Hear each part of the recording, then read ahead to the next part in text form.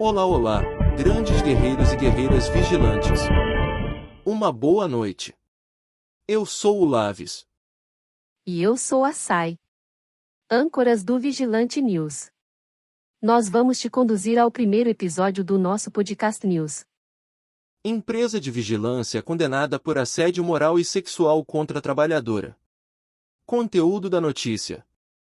A 10ª Câmara do Tribunal Regional do Trabalho da 15ª Região condenou uma empresa de vigilância a pagar R$ 25 mil a título de indenização por danos morais, a uma trabalhadora vítima de assédio moral de seu superior e assédio sexual de um colega, o que ensejou sua dispensa indireta, mas também transtornos psicológicos.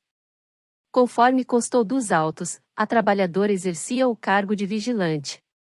Após sua promoção, passou a ser alocada em diferentes postos de trabalho, sempre sob a supervisão do mesmo superior. Segundo depoimentos de testemunhas da trabalhadora, esse superior fazia constantes ameaças, costumava usar termos de baixo calão no tratamento da trabalhadora e, também chegou a espalhar diversas inverdades sobre ela, o que acabou por chegar aos ouvidos do companheiro da vítima, na época, causando brigas e a inevitável separação. Devido a alguns problemas financeiros, a trabalhadora solicitou ao supervisor para trabalhar em suas folgas, prática comum entre os vigilantes para aumentar a renda mensal.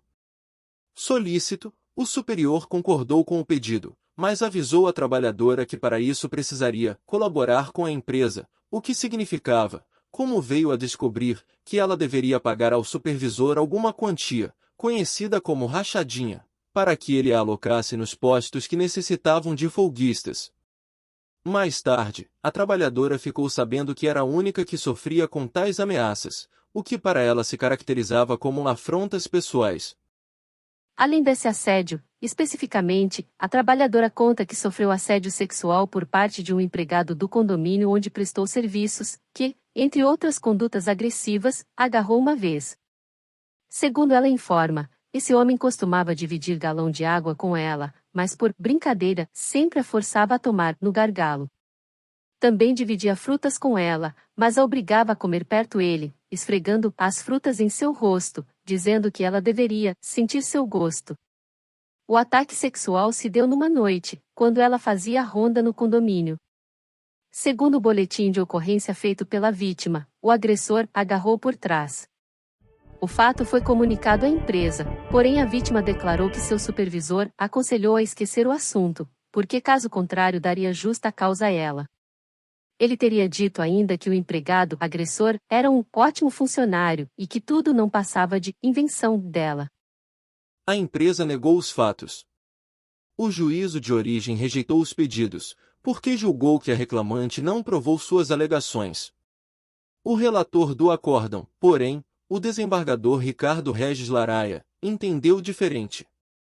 Segundo ele, nem sempre o assédio pode ser comprovado diretamente, porque com frequência ocorre sem a presença de testemunhas e em outras vezes, as testemunhas são coniventes com o assediador por temor ou por serem enredadas por ele, e por isso, admite-se que seja provado por indícios, isto é, por conjunto de fatos e circunstâncias que indiretamente convençam a respeito de sua existência. Nesse sentido, o colegiado ressaltou que, no caso, há indícios que convencem que a trabalhadora sofreu ao menos parcialmente o assédio moral e o assédio sexual. O primeiro desses indícios consiste nas cópias da investigação interna feita pelos reclamados, para apuração de falta grave por parte do supervisor, em que se confirmou que ele cobrava dinheiro dos vigilantes para atribuir esse trabalho em folga, rachadinha.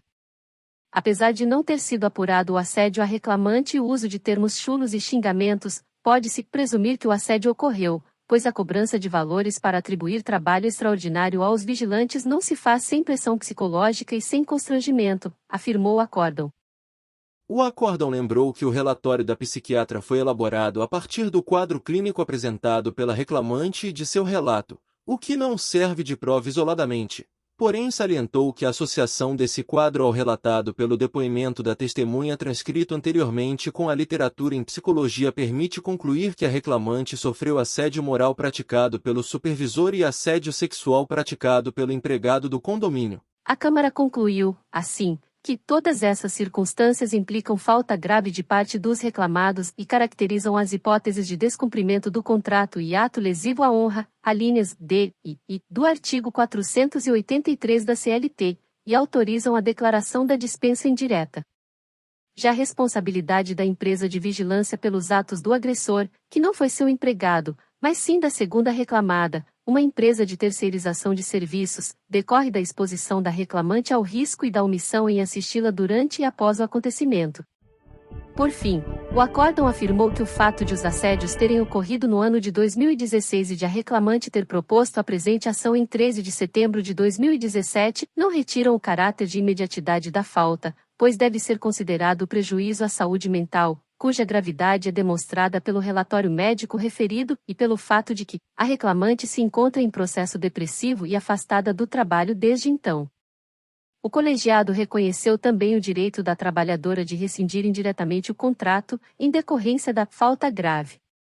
Processo 001935 70.2017.5.15.0043. É lamentável que as nossas guerreiras vigilantes passem por estas situações vexatórias em seu ambiente de trabalho. Laves, sempre que a mulher se deparar com situações como esta deve denunciar. Só assim seremos respeitadas principalmente em nossos ambientes de trabalho. Fique de QAP do próximo episódio do nosso podcast News. Inscreva-se no Vigilante News, rumo ao 10K.